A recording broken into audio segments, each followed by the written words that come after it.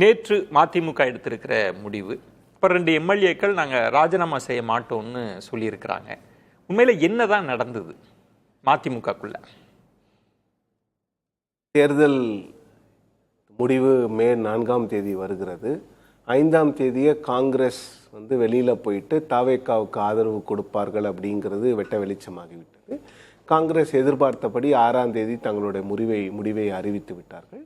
விடுதலை சிறுத்தைகளும் இடதுசாரிகளும் ஐயுஎம்எலும் என்ன செய்ய போகிறார்கள் அப்படிங்கிற ஒரு எதிர்பார்ப்பு எல்லார்கிட்டே இருந்தது. ஏன்னா அவங்க கிட்ட ஒட்டுமொத்தமாக 8 எம்எல்ஏக்கள் இருந்தாங்க. ஸோ ஃபோக்கஸ் எல்லாமே இவங்க மேலே தான் இருந்தது. வைகோ அவர்கள் மீது ஃபோக்கஸே இல்லை. ஓகே. ஏன்னா அவருடைய 2 எம்எல்ஏக்களும் திமுகவினுடைய சின்னமான உதயசூரியனில் தேர்ந்தெடுக்கப்பட்டவர்கள். அவங்க வெளியில் வந்தாங்கன்னா கட்சி தாவல் தடை சட்டம் வரும், அவர்களுடைய பதவி போகும். ஸோ அதனால வைகோ அவர்கள் மீது அந்த லைம் லைட்டே கிடையாது. லைம் லைட் ஒட்டுமொத்தமாக இந்த 4 கட்சிகள் மீது இருந்தது. இந்த 4 கட்சிகளும் திமுக கிட்ட போய் கன்சல்ட் பண்ணிட்டு கடைசியாக மே 9ஆம் தேதி தங்களுடைய லெட்டர் ஆஃப் சப்போர்ட் ஆதரவு கடிதங்களை கொடுத்துட்டாங்க. 10ஆம் தேதி முதலமைச்சராக திரு ஜோசப் விஜய் அவர்கள் பதவியேற்றுக் கொண்டார். 11ஆம் தேதி தான் இந்த காய் நகர்த்தல்கள் ஆரம்பிக்கிறது. திரு ஜோசப் விஜய் அவர்கள் முன்னாள் முதல்வர் திரு மு.க. ஸ்டாலின் அவர்களை சந்திக்கிறார். அங்கிருந்து நேரடியாக அண்ணா நகருக்கு போறாரு. திரு வைகோ அவர்களை பார்க்கிறார். வைகோ அவர்களை சந்திக்கிறார். வைகோ அவர்கள் பூரித்து போகிறார். தன்னை முதலமைச்சர் சந்திக்க வருகிறார் அப்படின்னு அவரோட அந்த பாடி லாங்குவேஜில் பார்த்தீங்கன்னா அவரே ஏதோ சாதித்தது போன்று விஜய் அவர்களோடு அந்த இளைஞர் கூட்டத்தை ஆர்ப்பரித்த அந்த இளைஞர்கள் கூட்டத்தின் மத்தியில் கையை ஆட்டி ஒரு பெரிய என்ன சொல்றது புலங்காகிதம் அடைகிறார் திரு வைகோ அவர்கள். அங்கேருந்து தான் இந்த கதை ஆரம்பிக்குதுன்னு நான் நினைக்கிறேன். அவர் அந்த இடத்துல தான் திரு வைகோ அவர்கள் நாம் ஒரு வரலாற்று பிழை செய்து விட்டோம், நாமளும் திருமாவளவன் அவர்களை போன்று இல்லை மற்ற கட்சிகளை போன்று ஐயுஎம்எல் போன்று நம்மளும் நம்மளுடைய ஸ்டாண்டை தெளிவாக சொல்லி நம்மளுடைய பம்பரம் சின்னத்திலேயோ இல்லை தீப்பெட்டி சின்னத்திலேயோ நின்று இருந்தோம்னா இன்னைக்கு நமக்கும் ஒரு அமைச்சர் இருந்திருப்பாங்க அப்படிங்கிற அந்த எண்ணத்திலிருந்து தான் இந்த விஷயம் ஆரம்பித்து நேற்று அது கம்ப்ளீட்டாக டிஎம்கேவை கிரிட்டிசைஸ் பண்ணி அவங்க அதிமுகவோட கூட்டணி சேர்ந்து என்ன சொல்கிறது கம்யூனல் ஃபோர்ஸஸோட இருக்க போகிறாங்க அப்படிங்கிற அந்த இடத்துல வைகோ அவர்கள் இதை முடிக்கிறார். கம்யூனல் ஃபோர்ஸஸ்ன்னு அவர் சொல்ல வர்றது பாஜக. இந்த பாஜகவோட திரு வைகோ அவர்கள் கூட்டணியில் இல்லவே இல்லையான்னு கேட்டிங்கன்னா பலமுறை இருந்தது. இப்போ ரொம்ப ரீசெண்டாக 2014ஆம் ஆண்டு திரு நரேந்திர மோடி அவர்களை நாட்டில் இருக்கக்கூடிய நிறைய செக்குலர் பார்ட்டிஸ் என்று சொல்லப்படுகிறவர்கள் எல்லாரும் எதிர்த்த போது திரு வைகோ அவர்கள் பாஜக கூட்டணியோடு சேர்ந்து திரு நரேந்திர மோடி அவர்களை பிரதமராக தமிழ்நாடு முழுவதும் பிரச்சாரம் செய்தார். இப்போ இதில் எனக்கு இன்னொரு கேள்வி இருக்கு. இப்போ இது எல்லாமே பேசப்பட்டது, நம்ம சொந்த சின்னத்தில் நிற்கலையே அப்படின்னு. தேர்தல் முடிவுக்கு பிறகு அதிருப்தி குரல்கள் திரு துரை வைகோ அவர்கள் பேசினாங்க, வைகோ அவர்கள் பேசினதெல்லாம். இந்த ராஜினாமா விஷயம், பொதுக்குழு அவங்க நாங்கள் ராஜினாமா பண்ண மாட்டேன்னு, இது என்ன நடந்தது? இந்த கேப்ல இந்த விஷயம்லாம் என்ன நடந்தது?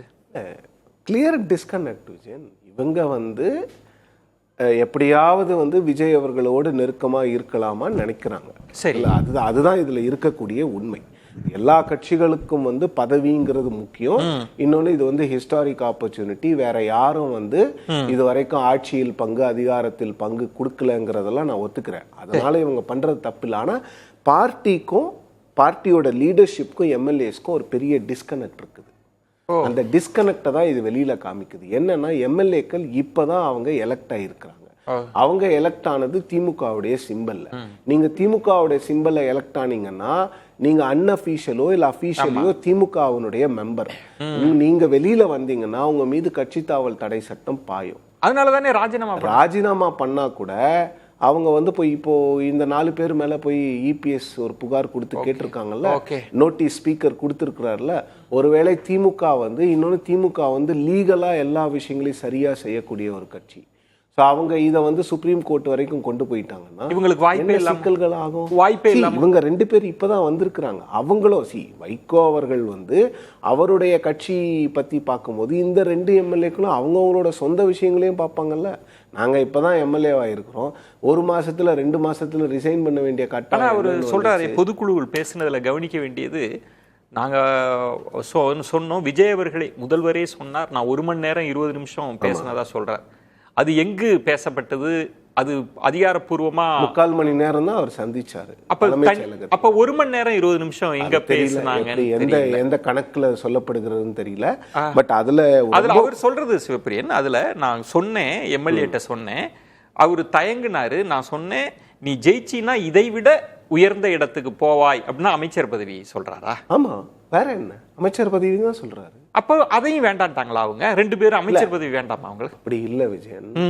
இப்போ இருக்கிறத விட்டுட்டு பறக்கிறது ஆசைப்படணுமான்னு தமிழ்ல ஒரு பழமொழி இருக்கு. இருக்கிறது எம்எல்ஏ பதவி, மந்திரி பதவி கிடைக்குமா கிடைக்காதான்னு தெரியாது. இது ரிஸ்க்.